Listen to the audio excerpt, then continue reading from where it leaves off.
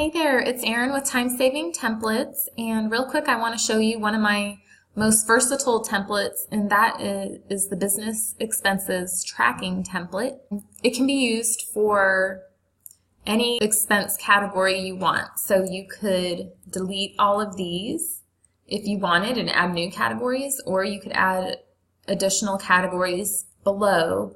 And once you add something here, in this column A, it will automatically link into the drop-down list. So I filled in a few examples for you to tell how it works. There's also a summary page that will show the expenses by venue and by category. All that you have to do is click on the data, refresh all. Anytime you add new information, click yes, and then it will populate the summary of the total paid per venue and category. The monthly expenses will automatically pull in. You don't have to refresh those. So let me just run through one more example just so you can see.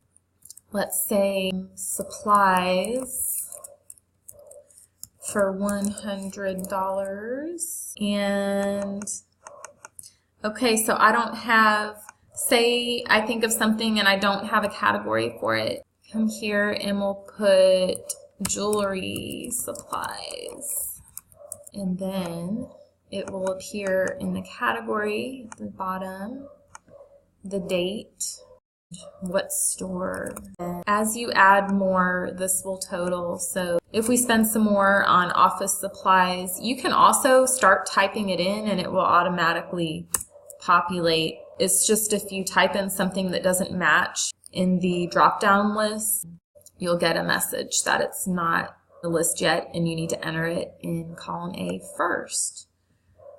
Cancel out of there. So say we buy 50 more in office supplies, it will just continue to add everything up per category as you can keep scrolling down as much as you need to add. So there you go. Then you just come back here and refresh it anytime you need to add something new. So hope that helps. And again, it's Erin at Time Saving Templates. Thanks.